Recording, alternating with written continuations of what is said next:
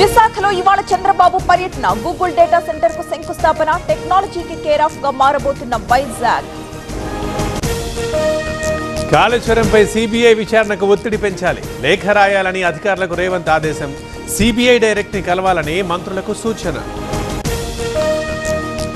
Drugs కేసులో ఎవరిని ఉపేక్షించేది లేదు. సెలబ్రిటీ అయినా సరే చర్యలు తప్పవు. CM Revanth Reddy strong warning. Parliament తరహాలో అసెంబ్లీ ప్రాంగణం. సభ గౌరవం పెంచేలా నిర్మాణ పనులు. పబ్లిక్ గార్డెన్స్ లో క్లబ్ ఏర్పాటుకు సీఎం ఆదేశాలు.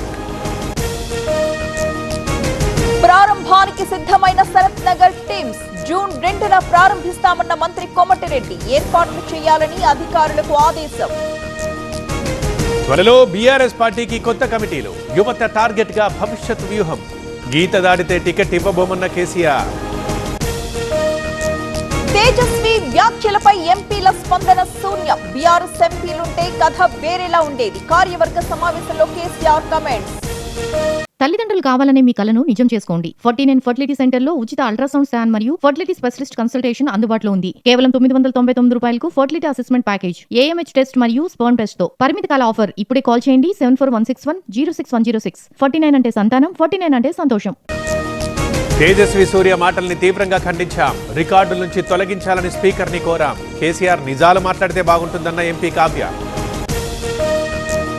డీజిల్ సరఫరాలో కూటమి సర్కార్ విఫలం. కేంద్రం చెప్పేదొకటి చేసేది మరొకటి. సీఎం ఏం చేస్తున్నారంటూ పేర్ని నాని నిలదీత. నర్సరావుపేటలో ఇంధన కొరతపై తనిఖీలు. 2 పెట్రోల్ బంకులపై కేసు నమోదు. కొన్ని బంకుల్ని బ్లాక్ లిస్ట్ లో పెట్టామన్న కలెక్టర్. మదనపల్లిలో సజ్జల భార్గవ్ విచారణ. డీఎస్పీ పావని ఆధ్వర్యంలో ప్రశ్నల పరంపర. ప్రశ్నలతో ఉక్కిరి బిక్కిరి చేసిన పోలీసులు. నర్సీపట్నంలో సృష్టి క్షేత్రం పనుల వివాదం. కోర్టు ఆదేశాల ఉల్లంఘనపై మాజీ ఎమ్మెల్యే ఫైర్. గణేష్ కారు అద్దాల ధ్వంసంతో ఉద్రిక్తత.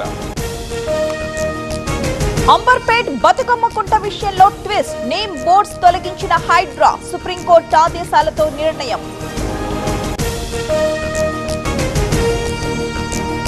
మంటల్లో చిక్కుకున్న బైక్.